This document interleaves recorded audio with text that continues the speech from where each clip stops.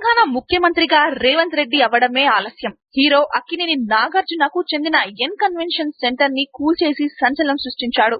దాంతో ఒక్కసారిగా చిత్ర పరిశ్రమ షాక్ కి గురైంది. తన కన్వెన్షన్ సెంటర్ లో ప్రభుత్వ భూమి లేదని నాగార్జున వాదించడమే కాకుండా ఏకంగా కోర్టుని కూడా ఆశ్రయించాడు.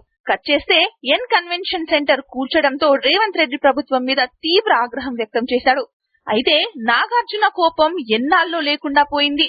కొన్నాళ్లకే తెలంగాణలో అద్భుతమైన టూరిజం ఉందని పర్యాటకులు పెద్ద ఎత్తున రావాలంటూ తెలంగాణ ప్రభుత్వం చేయించిన యాడ్ లో నటించి షాక్ ఇచ్చాడు.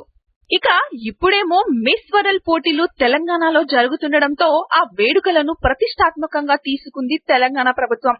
చౌమహల్ ప్యాలెస్ లో జరిగిన విందు కార్యక్రమంలో అందగత్తెలతో పాటుగా నాగార్జున కూడా పాల్గొన్నాడు. తెలంగాణ ముఖ్యమంత్రి రేవంత్ రెడ్డితో మాట్లాడుతూ చాలా సరదాగా కనిపించాడు. దాంతో రేవంత్ రెడ్డి నాగార్జున మధ్య సయోధ్య కుదిరినట్లే అని భావిస్తున్నారు.